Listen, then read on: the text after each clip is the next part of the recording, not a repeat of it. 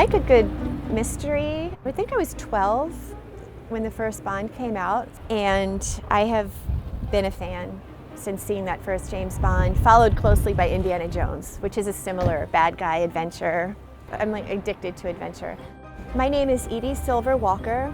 I live in San Francisco and have been here for 23 years. One day, I was walking down Clement Street, did a little shopping, stopped to get a baked good at a Chinese bakery, always a treat. While I was there, I just pulled out my phone and saw a crime and safety alert from the app Nextdoor. It was a very vivid image of a man with piercing blue eyes, kind of troubled blue eyes. A federal warrant was issued today for his arrest. He is homeless and often wears layers of clothing, including skirts, dresses, and jeans and hats. So that was that. I proceeded down a block and a half, kind of strolling, looking, and I looked in a doorway on my right and basically locked eyes with those eyes. And it was just the look in the eyes. The expression, it wasn't just the eyes, it was the expression surrounding the eyes, kind of intense eyes. And so we connected. And I kept it cool, I think, but in my head I'm like, I just saw him. After I passed him, I did the old, forgot something kind of maneuver, walked by again, so he was on my left, and just kind of looked in and confirmed it was him, and then discreetly ducked into a doorway at a restaurant and called the SFPD, and they went over and identified him and came back and told me he was apprehended. Police Chief William Scott commended me and thanked me. I helped them ID a very wanted fugitive. Who did that man end up being? His name is James Durgan.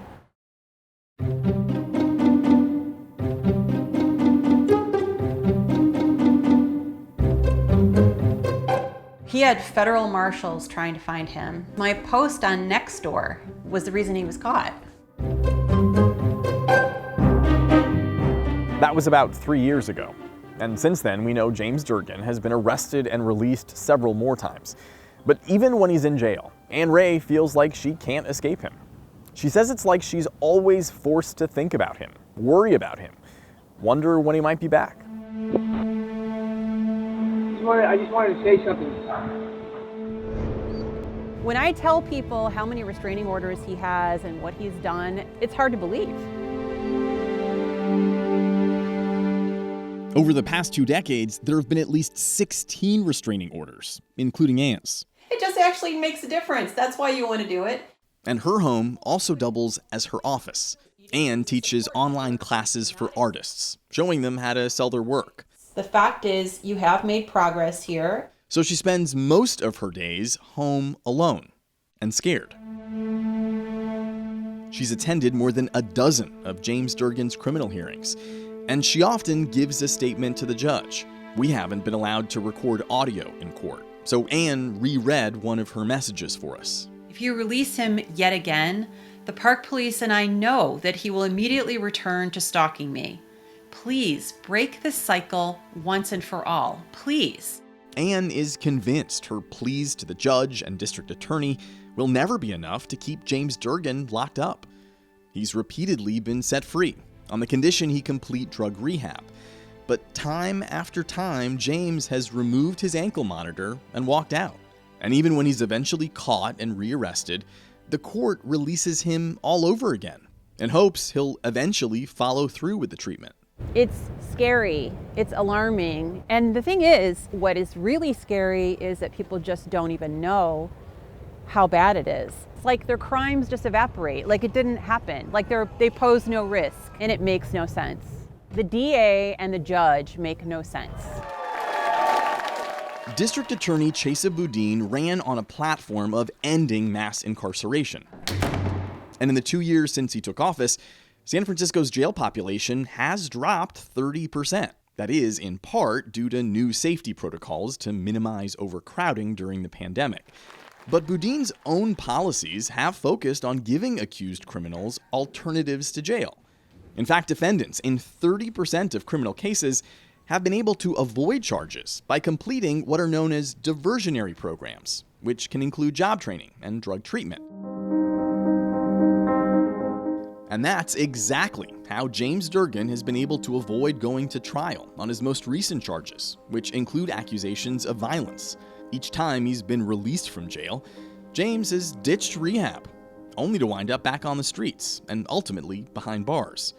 There's no limit on how many times a person can mess up when it comes to diversion programs. It's all up to the judge. Boudin. The DA says enrollment in diversion can lessen the chances of someone reoffending. But his progressive policies have made him a polarizing figure in San Francisco.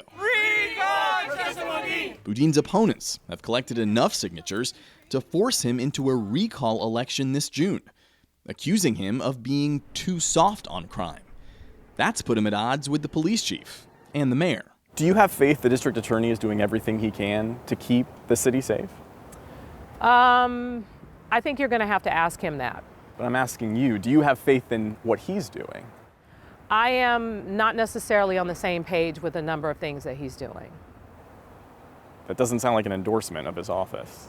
Well, we are trying to work together, but there's some challenges. His critics feel like he's been too lenient on criminals. Do you have similar concerns about his office? I think that there's been too much focus on the perpetrators of some of the violent crimes, and we need to start concentrating more on supporting the victims of this city than we are supporting, in some cases, sadly, the criminals.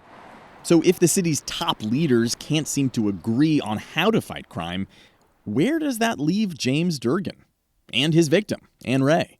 We took that question to the DA himself. You have a victim in this case who fears for her life and thinks your office isn't doing enough.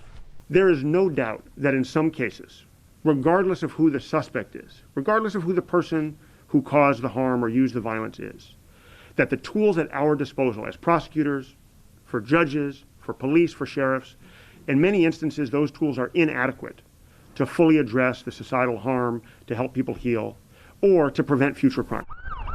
The DA says a lack of treatment options and housing are partly to blame. But local prosecutors aren't the only ones who can charge James Durgan.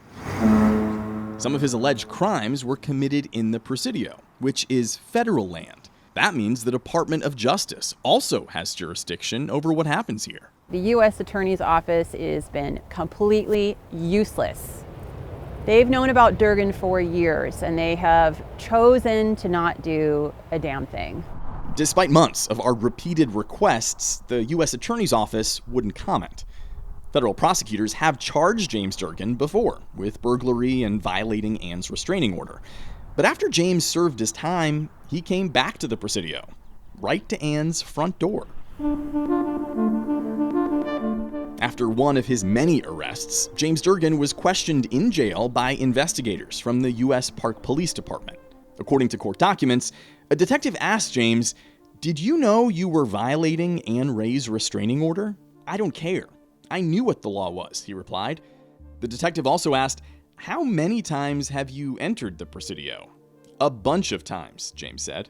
And it's just going to get worse, and he just is going to be more aggressive, and we don't know what he's going to do.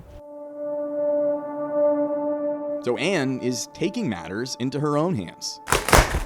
I'm having this panic button installed, which will emit a very loud sound when he appears in front of my door, and this light will start flashing. So hopefully it will startle him, if he's not too high on meth, that is. I have cameras, I have a taser, and I have a single blade knife.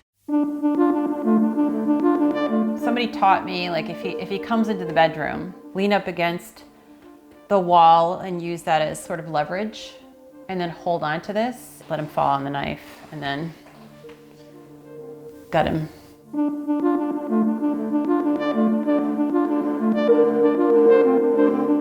James Durgan is back in jail. This time, he's been here for nearly 200 days, in part for, once again, violating the restraining order Ann Ray filed against him. For weeks, we asked for an interview with James, but he kept turning us down. Hi, James. That is, until today. Who is Ann Ray? Uh-oh. In the jailhouse with Jimmy. Next time on Saving San Francisco. She's convinced you're obsessed with her. An obsessed is sort of a strong word to use. Do you remember showing up to her house naked one night?